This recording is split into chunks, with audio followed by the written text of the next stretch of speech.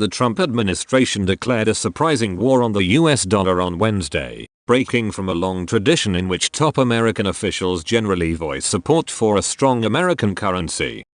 Speaking at the World Economic Forum in Davos, Switzerland, Treasury Secretary Steven Mnuchin shocked Wall Street by lauding the impact a weaker dollar can have on US companies as it makes exports cheaper for other countries to buy.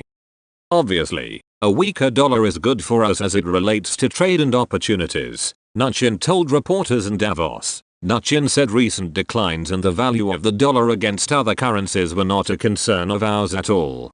The dollar continued its recent descent following Mnuchin's remarks. It's now down about 10% against a basket of other currencies since last January, when President Donald Trump said the greenback was too strong, making it hard for US companies to compete against China and other countries.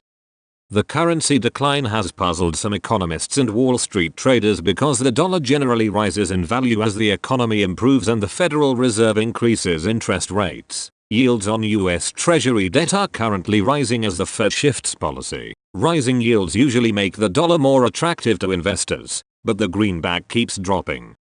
US presidents and Treasury secretaries have a long tradition of declaring their allegiance to a strong dollar policy in public remarks, even if privately many welcomed a softer dollar to boost US exports and reduce trade deficits.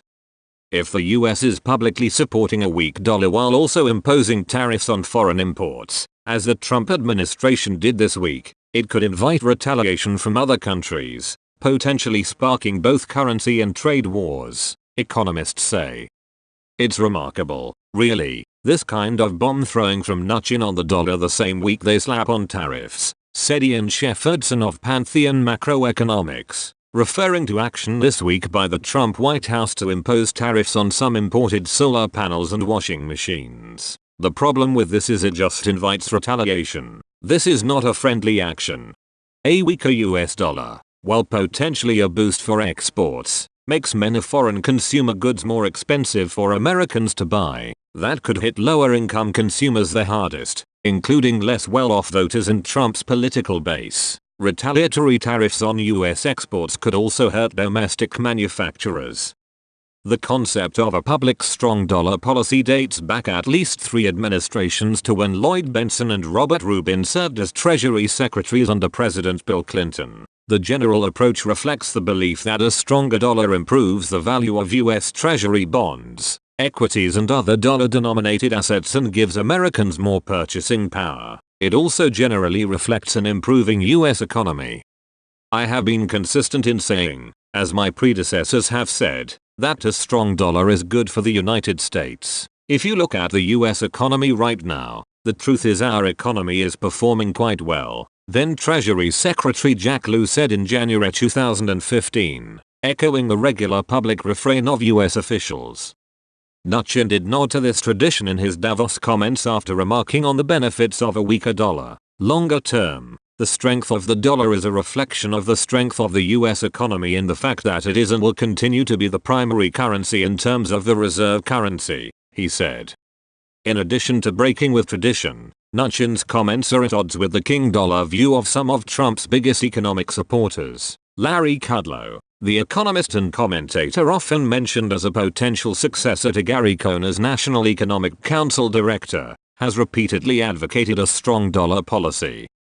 If you look at periods of dollar weakness, especially the 1970s but also the 2000s, a sinking dollar is usually associated with rising inflation, higher interest rates and damage to the economy, Kudlow wrote last year. Under these circumstances, investors at home and abroad lose confidence and take their money elsewhere.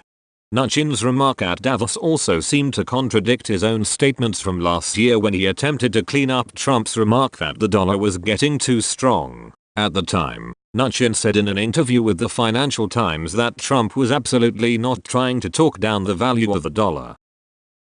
Publicly supporting a lower dollar carries other economic risks, including driving investors away from other assets.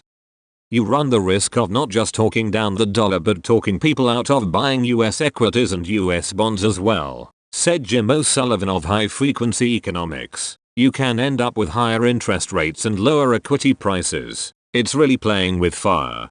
Former Obama administration officials also noted that seemingly throw-away comments from a US Treasury Secretary on the value of the dollar risk undermining the ability of the administration to effectively intervene on behalf of the currency when it's deemed necessary to boost the economy. The dollar was already falling ahead of Mnuchin's comments, rendering the remarks possibly unnecessary. It's cheap talk. It's not connected to a broader, coherent approach to policy or to international coordination around that policy, said Jason Furman, who served as chair of the Council of Economic Advisers under former President Barack Obama. That devalues your ability to intervene in the future when it's ever needed.